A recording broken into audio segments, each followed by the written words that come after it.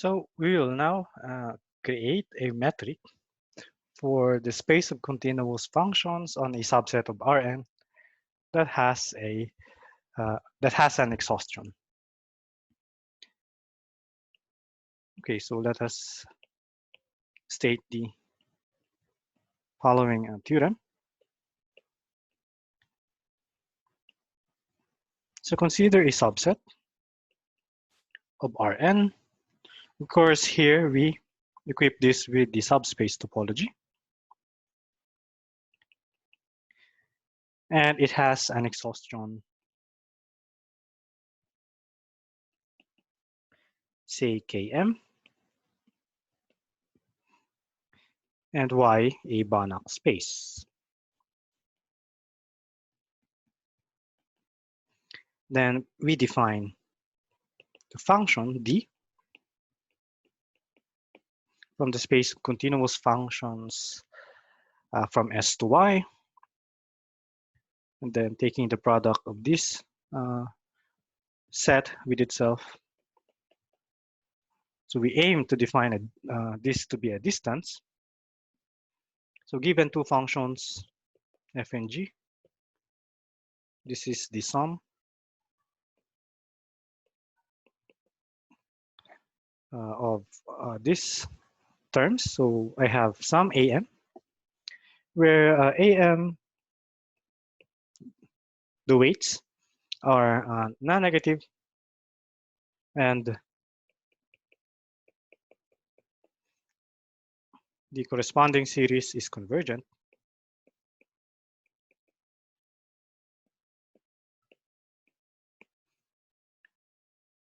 And then I take the distance with respect to the space of continuous functions on the compact set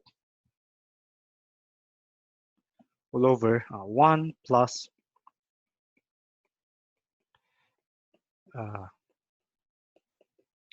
the same distance. Okay. So first, the space of continuous functions from S to Y with this function D is a complete metric space.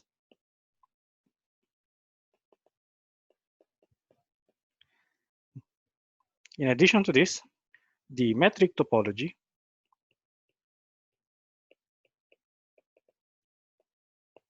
is independent of the chosen convergent series and exhaustion.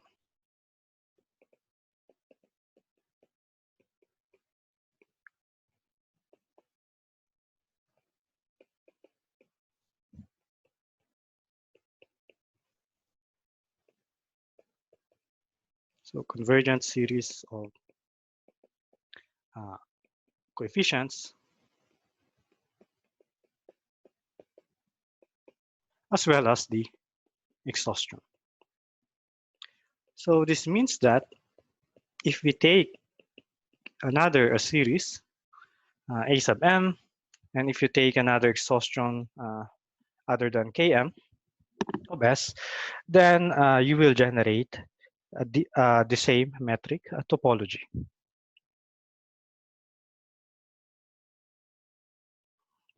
Okay, so we need to prove three things here. First, we need to establish that D is indeed a metric, and we have under this metric the set of continuous functions from S to Y is complete. Then later prove the independence with respect to the convergent series of coefficients as well as the exhaustion. So let's start the proof. And again, divide this into steps. So the first step would be to show that indeed D is a metric.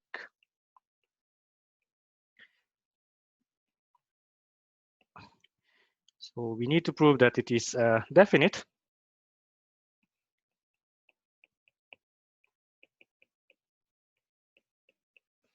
So for simplicity of notation, we will denote this norm. Okay, the norm of the space of continuous functions on the compact set Km. We define this to be the norm sub K sub n. Okay, just to simplify the presentation of the proof. Okay, from the definition, it is clear that if f is equal to g, then the distance is 0. Okay, so what if this is 0? Then, if you look at the definition here, take note that the coefficients are the coefficients a sub m are, well, positive. So if the sum is 0, all terms must be 0. Hence, this part here must be the one that is 0. Hence, since we have a norm that would imply that f is equal to g on the compact set Km for any m. So therefore, it is equal, the two functions are equal on S, which is, according to the first property of an exhaustion, is the union of the compact sets. And in fact, you could go on the other way around. So that's definiteness, M2. Symmetry of D. Well, you can show that this follows immediately from the homogeneity of the norm.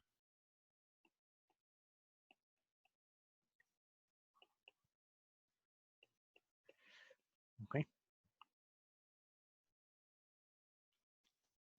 Now, finally, we want to show the triangle inequality.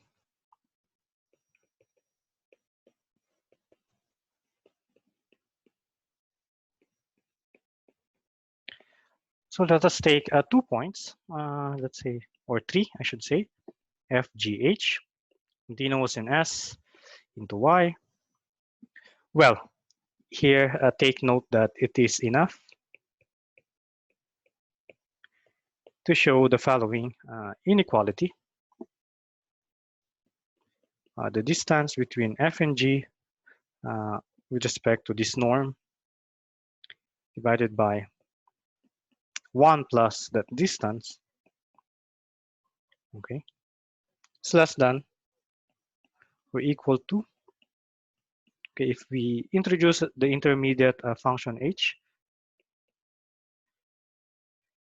1 plus fh km, and do this as well for g, so plus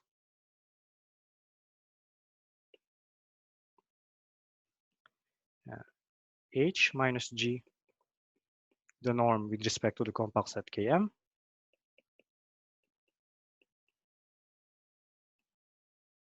h minus g. Okay. And why is this the case? Of course, once you have shown this, you just multiply by am and take the sum.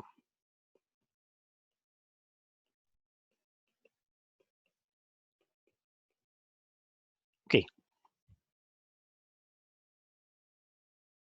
Now, we can rename this tree in order to simplify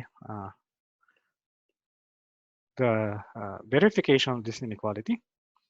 So suppose that this is A. Let's call this A. Let's call this B. Let's call this C. Here, I'm talking about only the numerators. And by the triangle inequality, note that we have A is less than or equal to B plus C. Okay, so with that, we only need to show the following inequality. A over 1 plus A is less than B over 1 plus B plus C over 1 plus C. Okay. And we know that A is less than or equal to B plus C. Well, to show this, consider the function phi defined by these fractions. So let's say phi of t is equal to t over 1 plus t. We know that this is increasing. Well, you can check immediately that this is 1 over 1 minus the fraction or the reciprocal of 1 plus t. So as t increases, the one that you are subtracting decreases. Therefore, phi is increasing.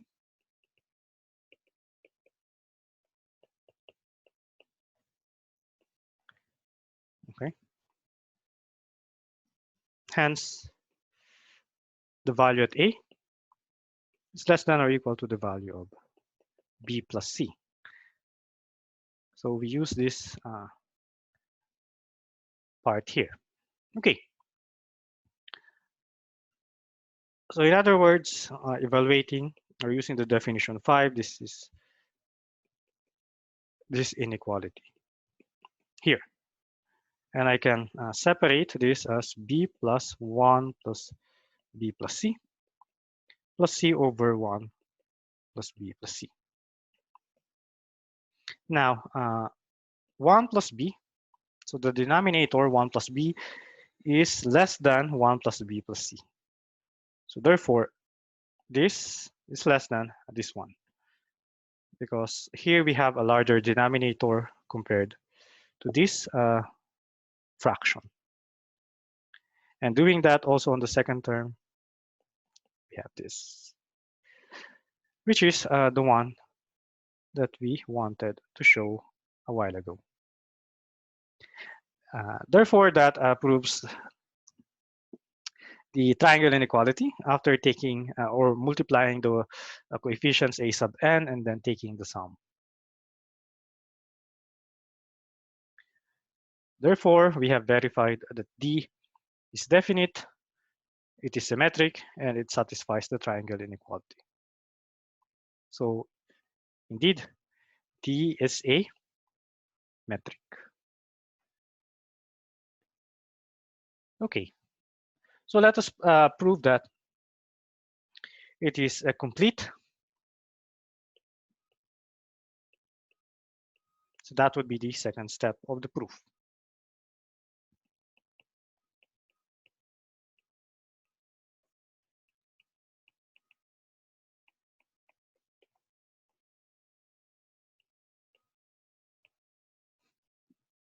So consider, as usual, a Cauchy sequence f sub k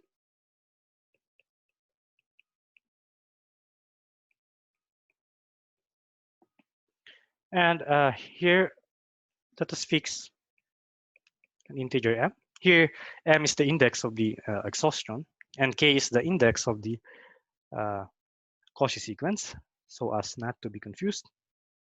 Okay, so I take an epsilon small enough, well, less than a sub m, and this is possible since a sub m is positive. Then there exists an n such that the distance between f sub j and f sub k is less than epsilon for any j and k that are greater than or equal to n. This is basically the definition of a Cauchy sequence. Okay. Then this implies that the terms of the series defining the distance d satisfies this inequality. So the terms, so this is the numerator,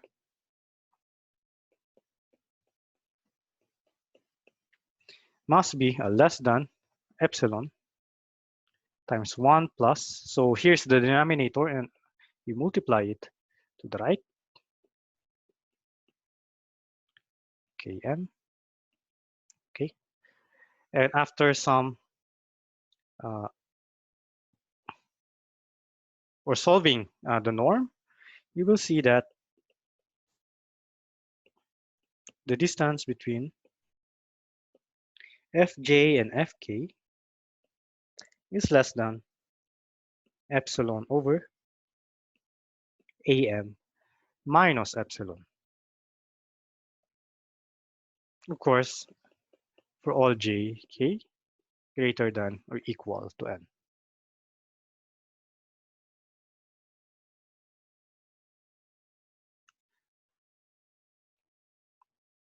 This implies that f sub j, or I should say f sub k, is Cauchy in the space of continuous functions on the compact set Km with values in Y. Now, by completeness of this space, we have shown a while ago that the space of continuous functions on a compact topological space into a Banach space is complete. So therefore, there exists a function f sub m which is continuous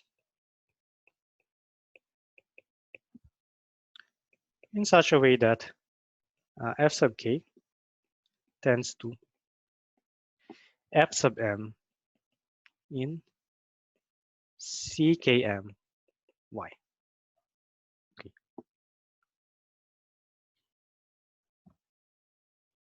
Now, we do this for hm. We define now our candidate limit to be the restriction of these f sub m's. Okay. Whenever x is in km. Okay. Take note that the first property of an exhaustion, so we recall here the first property. Recall that S is the union of the k sub m's. Okay. So for each x in S, you can find a subscript m such that, so again, if x is in S, then you can find an m such that x is in Km. Take note that as the sequence Km is increasing,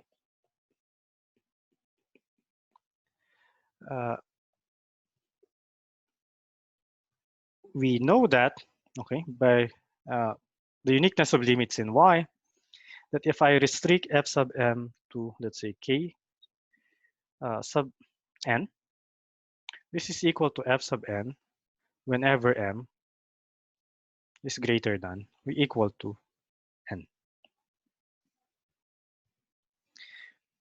Okay, this means that our functions will be well defined.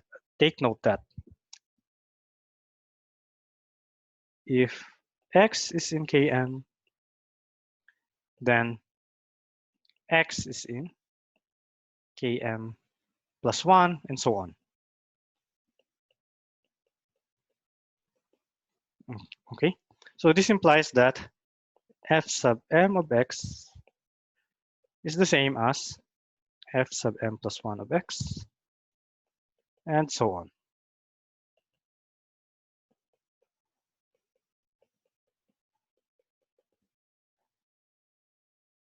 And therefore, in this case, f is well defined. You cannot have a different value.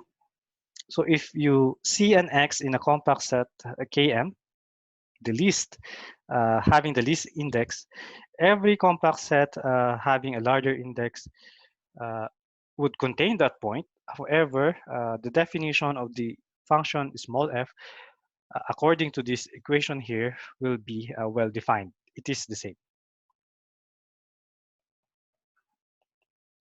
Hence, f is well defined. So in other words, uh, it is independent on the chosen compact set where X is located. Okay. Now, we show that F is continuous.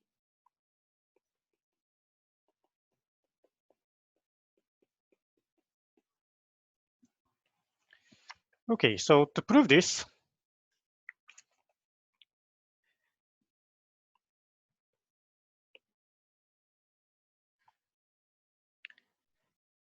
I take an S, or I take an X in S. Then, according to the third condition of an exhaustion, there exists an index M and a radius delta such that the intersection of the open ball centered at X with radius delta with S is contained in some compact set K sub M. Okay, so this implies that F is equal to F sub M on Bx delta intersection S. Take note that this one is an open set relative to S with respect to the relative topology, and it contains X.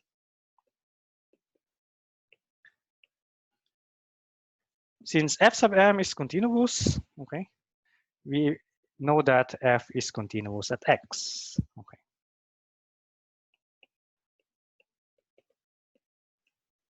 So F is continuous at X since our function F sub M is continuous at that point. Okay, again, X being an arbitrary element of S, this would imply that your function F is continuous in the whole domain. Okay. Now, we know that.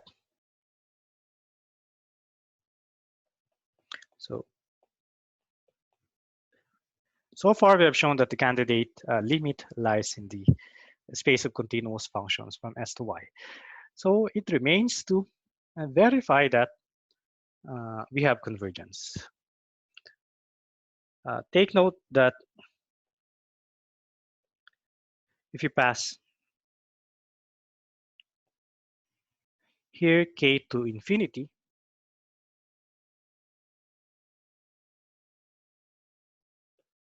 okay, you pass K to infinity and then epsilon to 0, then you end up with the following limit. So F sub J minus F, which is the limit of the F sub J's.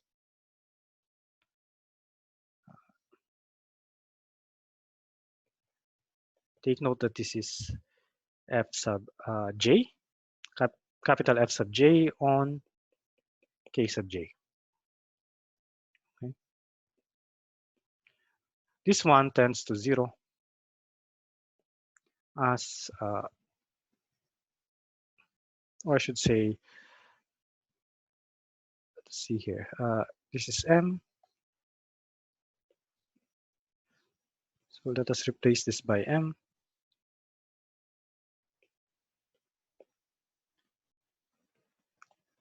So let us replace the index by M. K sub M. As J tends to infinity, and this is true for any M in the set of positive integers. Okay, and then one could show that this implies convergence with respect to the metric D. And in fact, you need to verify this in the second exercise. Okay, so the last step of completeness will be left to you as an exercise. In fact, these two are equivalent.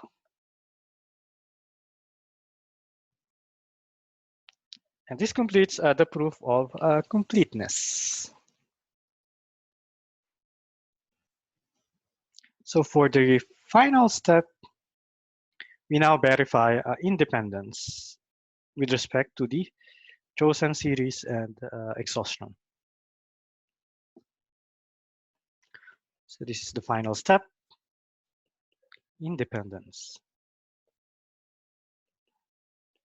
Because you do not want your topology to change if you choose a different set of coefficients or a different set, or different set of compact sets that exhaust your set S.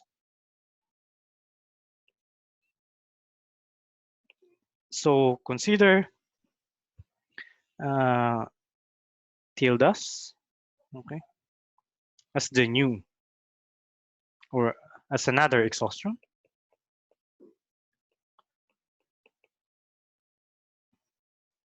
And I have positive coefficients that are convergent.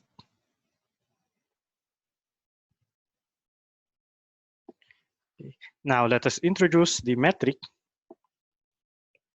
d tilde corresponding to these two. So this is the sum from n equal to 1 up to infinity.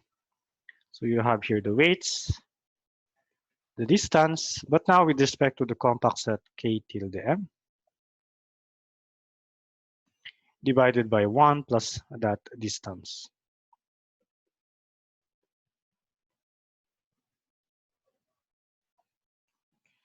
Okay. So the end result that we would like to establish is that the topology generated by D is the same as the topology generated by this new metric D tilde.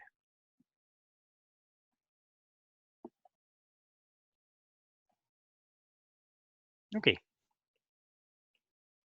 So let's start with a point X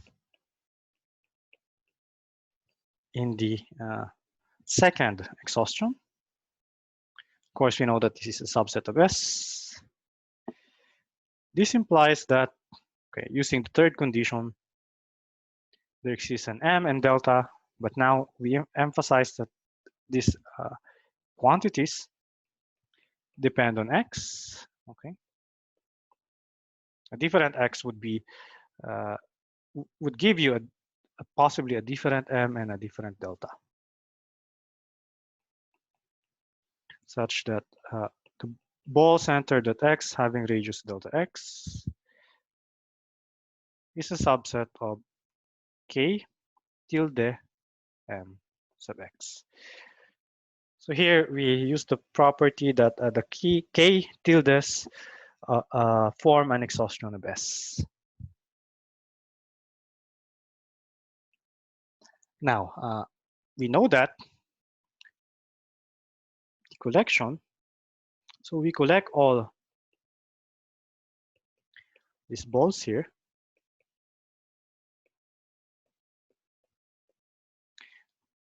This will cover,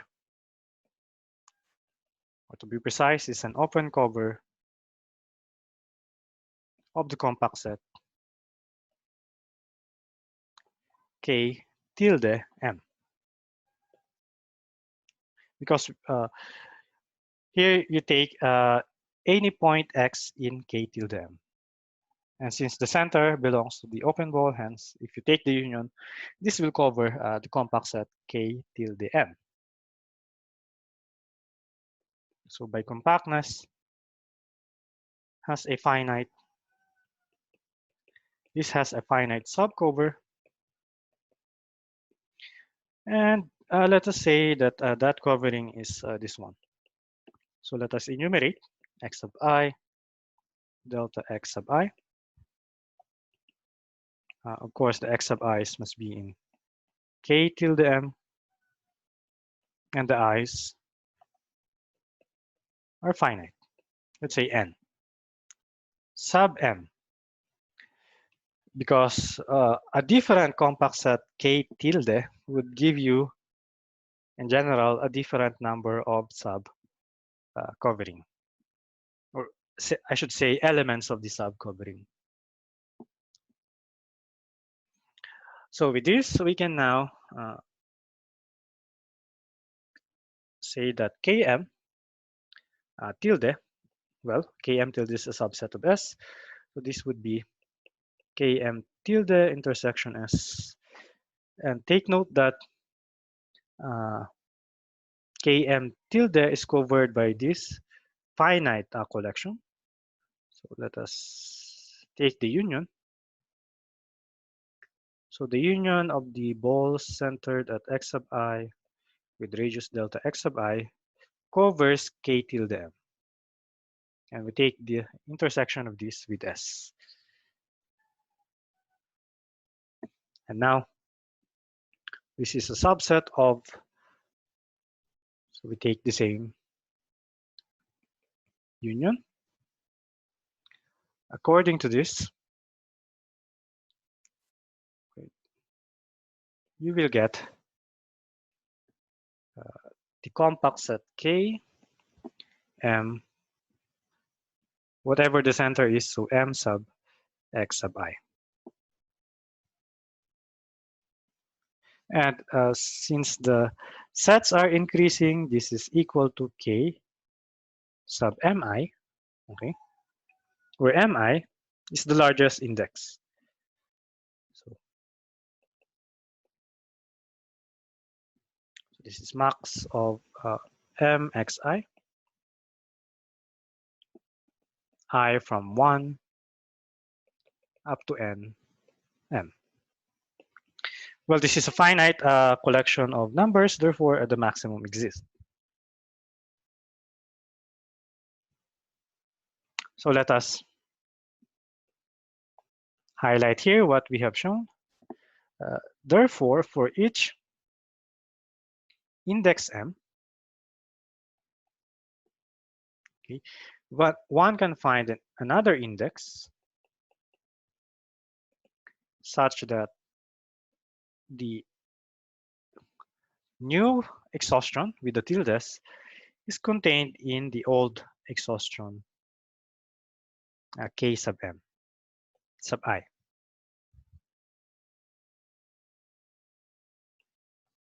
Now, we take this m sub i's, since again the collection of compact sets is increasing.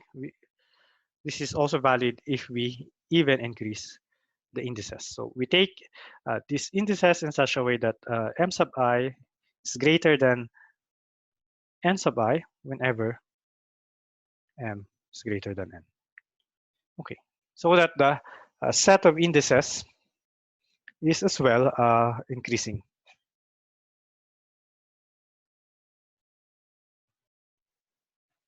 Okay, so now let us take positive radius.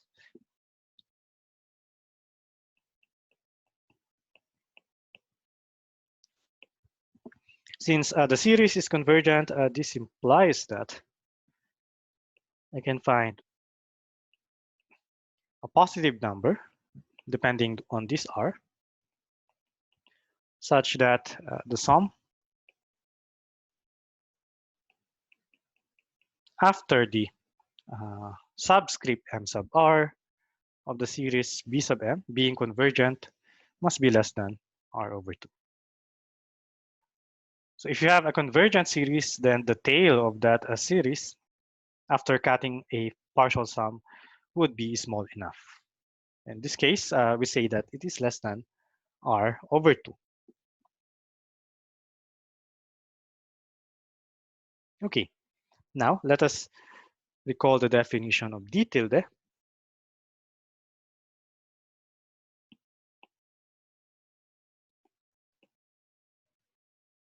So let us copy this one.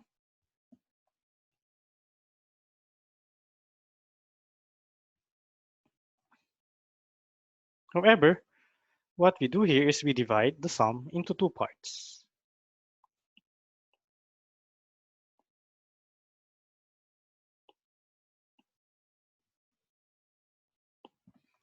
So the first one is up to MR. The second one would be the rest. Okay. So the highlighted portion here is obviously less than 1.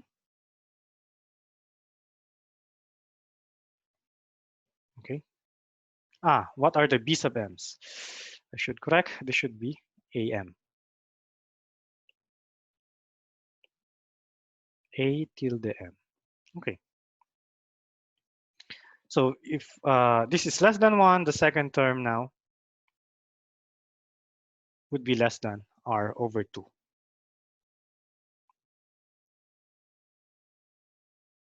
So this would be less than R over 2. So estimating this quantity, we would have the following. So the distance would be less than the sum M from 1 to MR. Okay, what we want is that we want the old metric D. So here, instead of the tildes, I want AM. But of course, that can be done only if we also divide by AM. And you just, or AMI to be precise.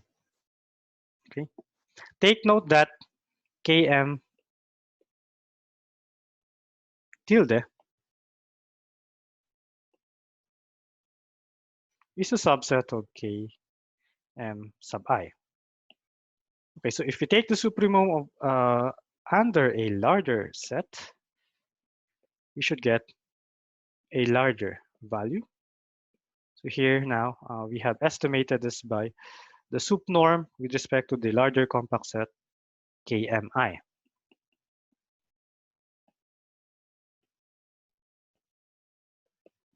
And of course, the second term, as we now know, is less than R over 2. Okay, so this must be strictly less than. And to avoid some clutter, let us have a different color for this. This is less than R over 2. Okay.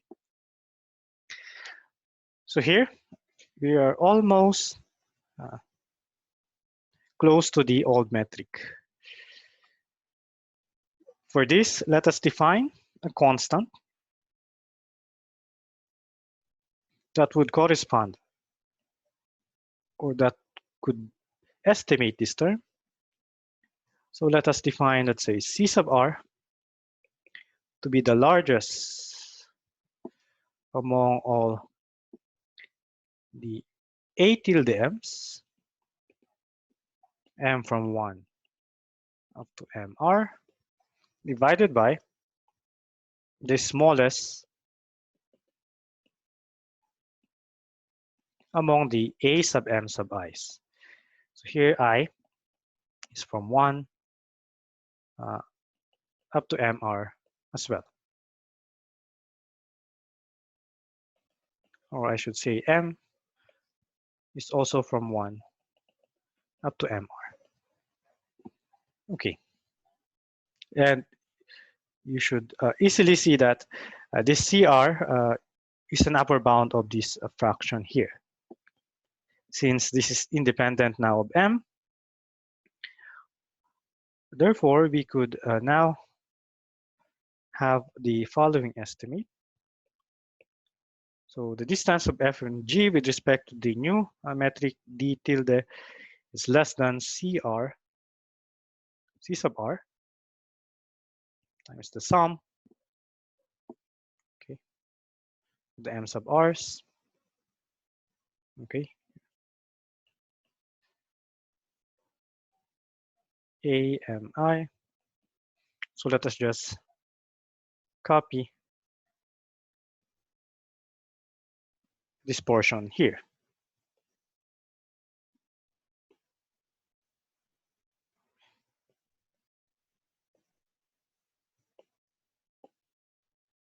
Okay. Take note that this is only a partial sum of the metric D. So this is now less than or equal to C sub R times the distance between F and G with respect to the original metric.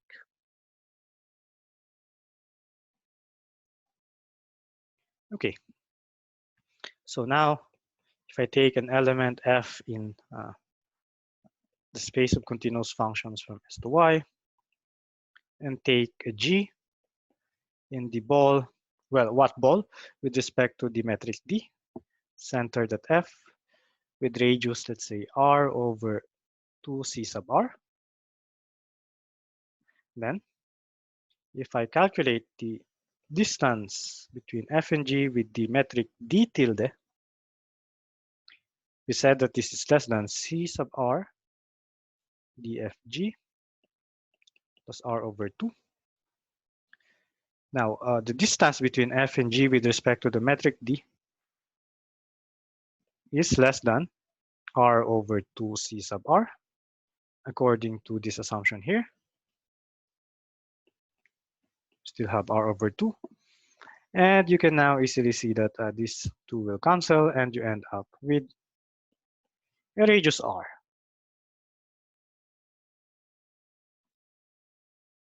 This implies that G is now in the ball centered at F with radius R, but with respect to the metric D tilde.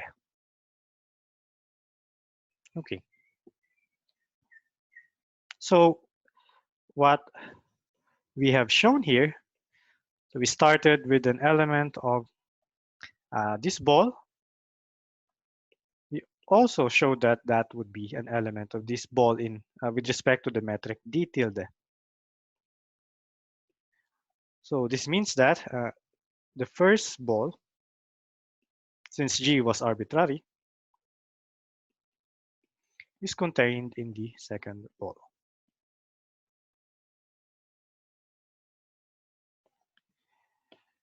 So by the definition of a metric topology, this implies that any open ball with respect to the metric D tilde contains an open ball with respect to the metric D. In other words, this would imply that any open ball with respect to the metric D tilde is also an open ball, or is also an open set with respect to the metric generated by D. So this implies that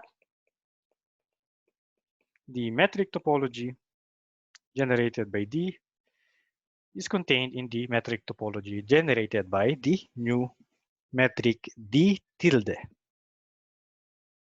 Since there are more open sets in D tilde in this case. However, by symmetry, and by that I mean you just interchange the roles of D and D tilde.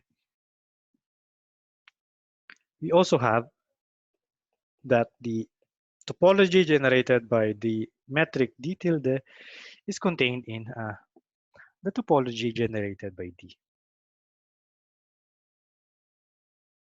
Hence, the two topologies coincide.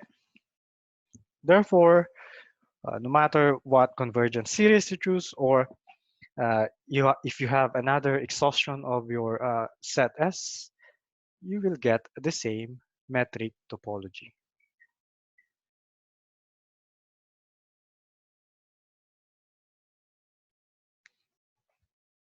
So that would be the proof of this theorem. Okay.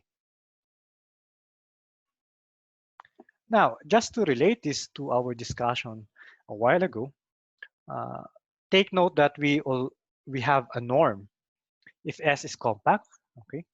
And we have shown that if S is compact, then uh, we also have a corresponding Banach space structure. Indeed, this construction here provided by this theorem and the one that we have discussed a while ago or in the previous lecture coincides. So in other words, so we have the following remark. If T or if K is a compact set in Rn, then the metric space CK to Y, here Y is a Banach space, of course, with respect to the metric D that we have shown just now, is the same when we equip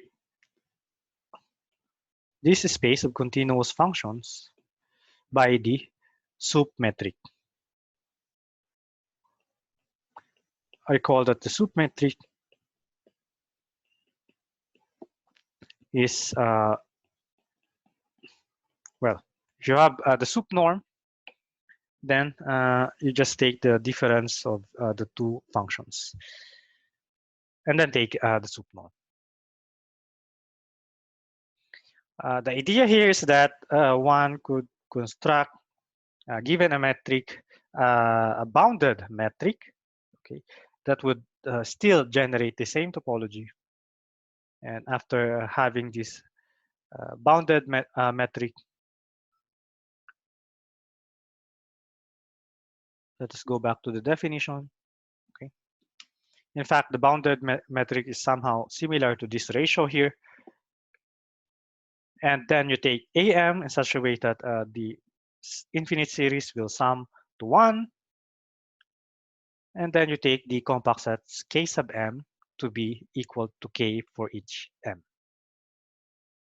And in that way, this remark tells us that, well, the complicated way of generating a metric when K is compact is the same as the topology that will be generated from the metric induced by the sup norm.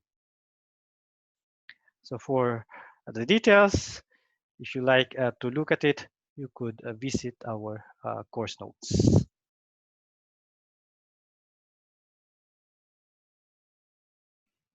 Now, what if we have a differentiability on our functions? So to start, let us consider an open subset omega of Rn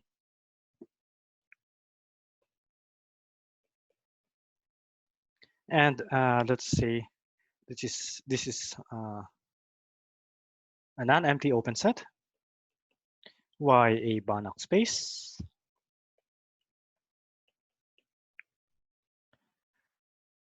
and M a positive integer. Then we denote by Cm omega bar, the closure of omega, to be the set of all functions from omega to R such that the derivatives, okay, of f, or the partial derivatives of f, is continuous and it has a continuous extension up to the boundary.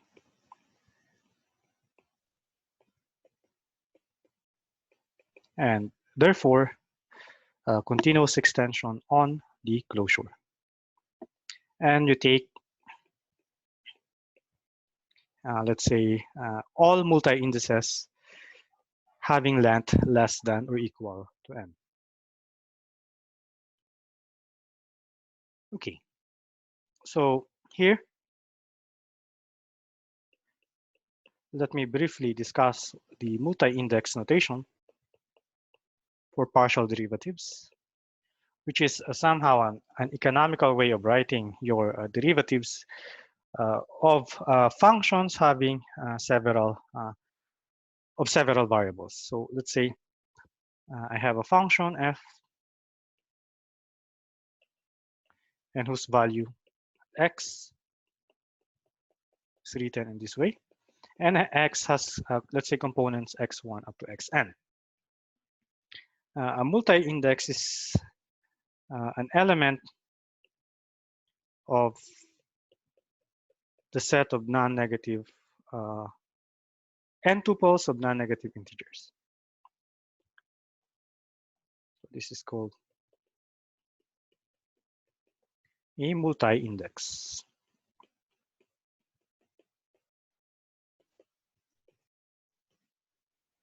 Here, n naught is the set of non-negative integers, so 0, 1, 2, and so on.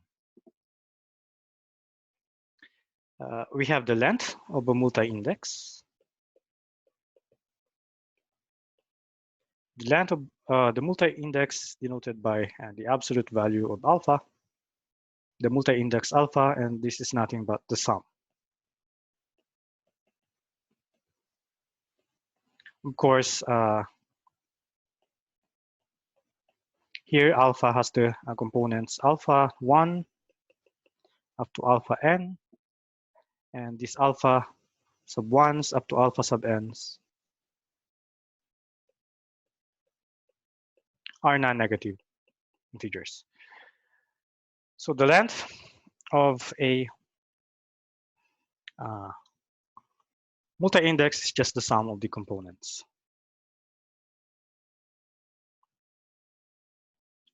Then, what do we mean by the partial derivative of f with respect to the multi-index alpha? This is defined to be the partial derivative having an order equal to the length of the multi-index.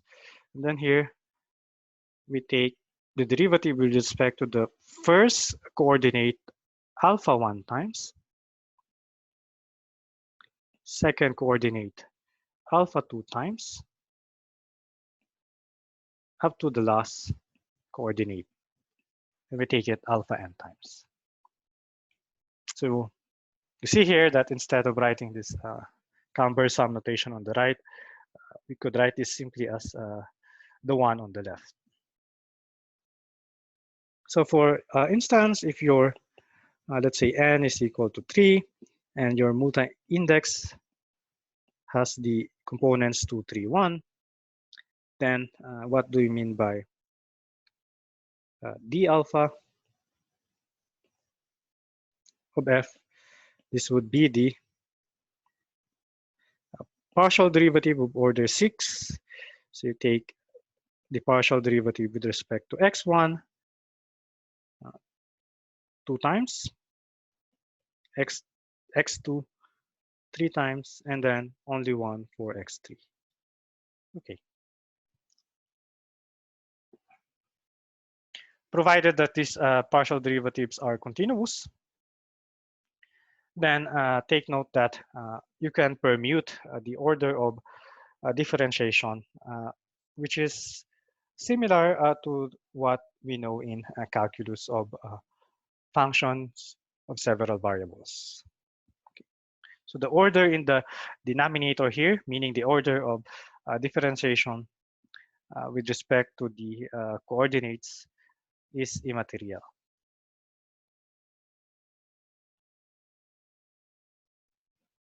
So again, Cm omega bar is the set of all continuous functions having continuous partial derivatives, and they can be extended up to the boundary. Okay.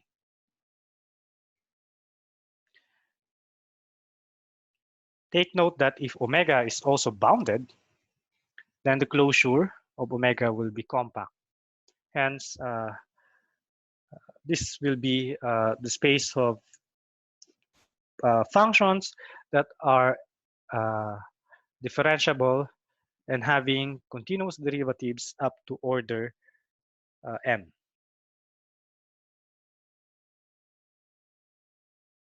Okay. Again, if your Banach space Y is the field K, then we simply use the notation without the image or the target space.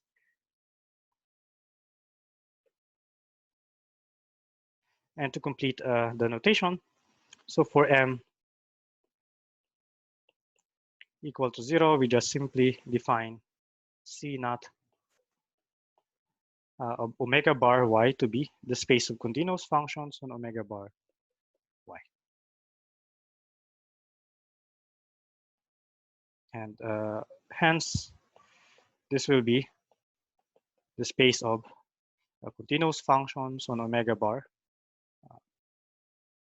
with values in the field K.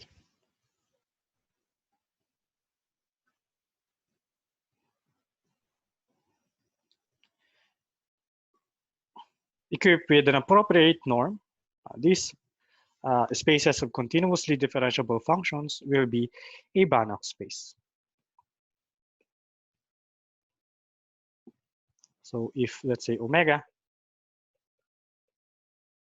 is open and bounded, so that its closure will be compact, then for each m, okay, so the dimension should be n, okay, and m is in n, then the space Cm omega bar y equipped with the norm. So what would be the norm here? So if you take a function in this space, take note that d alpha f is continuous. Therefore, I can take the infinity norm. Okay, so let us change now this to infinity, which is finite because we know that omega bar will now be compact. And then we take the max among all possible multi-indices having length at most n. Then with this norm, this is a Banach space.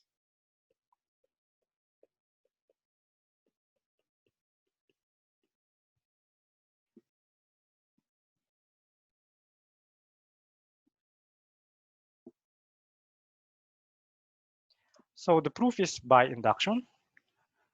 By induction on the order of differentiability m. Okay, and the basis step can be done using the Taylor's theorem. So we will not discuss the proof here. To those who are interested in the proof, at least in the basis step, you could check our course notes.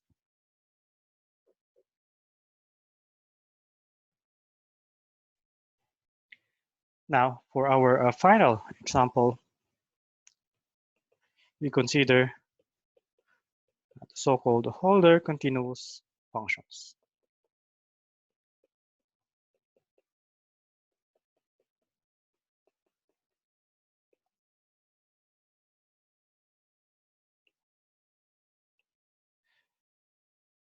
So let's start with a non-empty, open, and bounded subset of Rn, say omega.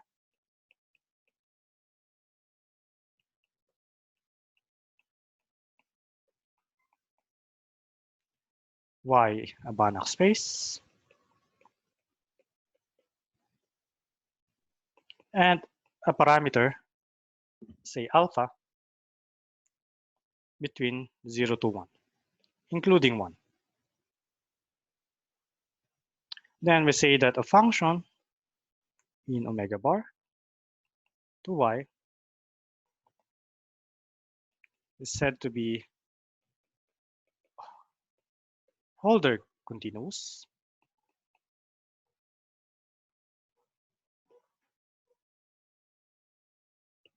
with exponent alpha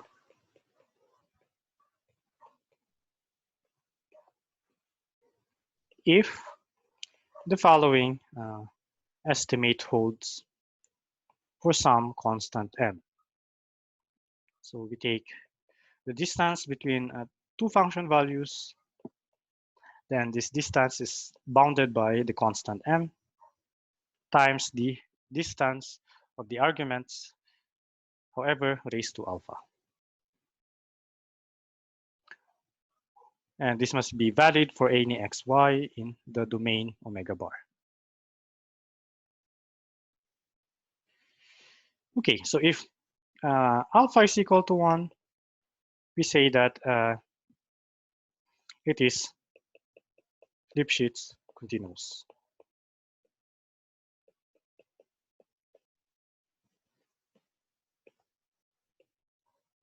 And you can check immediately that here a Hölder continuous function is indeed a continuous function.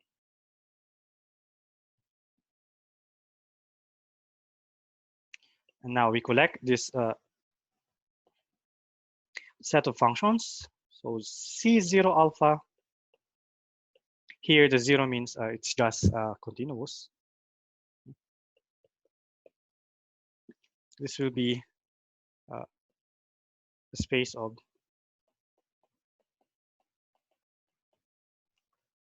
Hölder continuous functions f for omega bar to y with exponent alpha. Okay.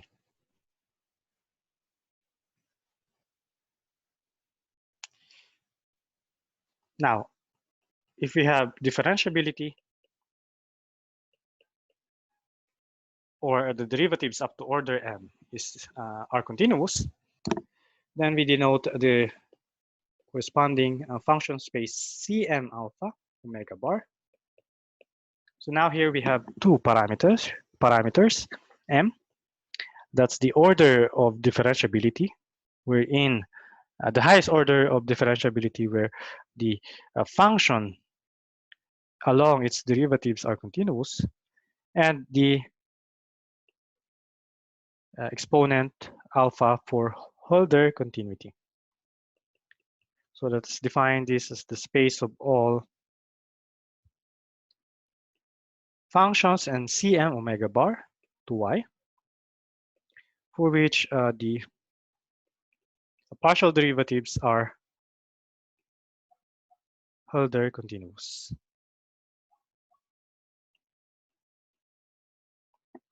For all multi-index beta with length at most m.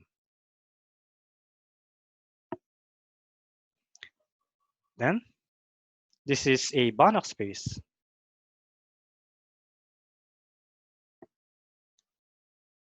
Okay, here we can now of course include when m is 0, and you end up basically the Hölder continuous functions. Then this is a Banach space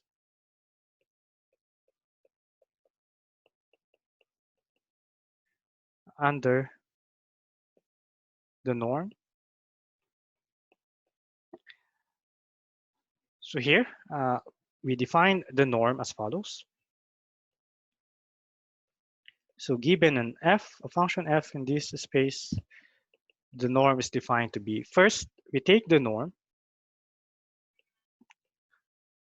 as an element of this space, Cm omega bar y, and then we add the following. So here, because they are Hölder continuous, we take the least upper bound. So we take the supremum over all xy in omega bar x distinct from y of this ratio here. So we divide this on both sides, and you end up with the following. But instead of the function, we take the beta derivative. Well, this is valid because we know that this derivative is Hölder continuous.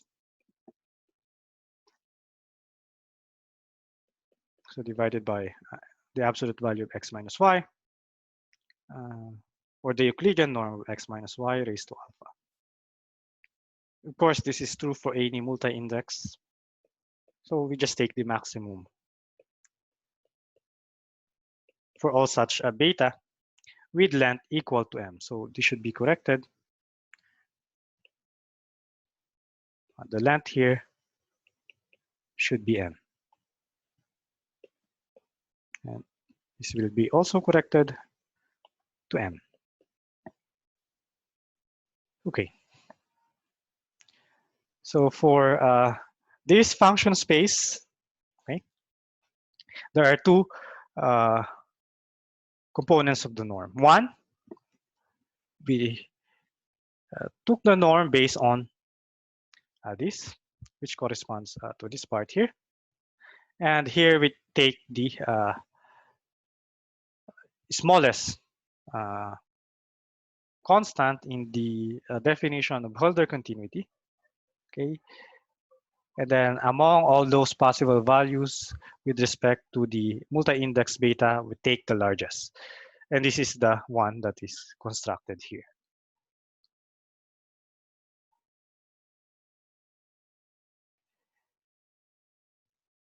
Okay, that this is indeed a Banach space is another item of your exercise.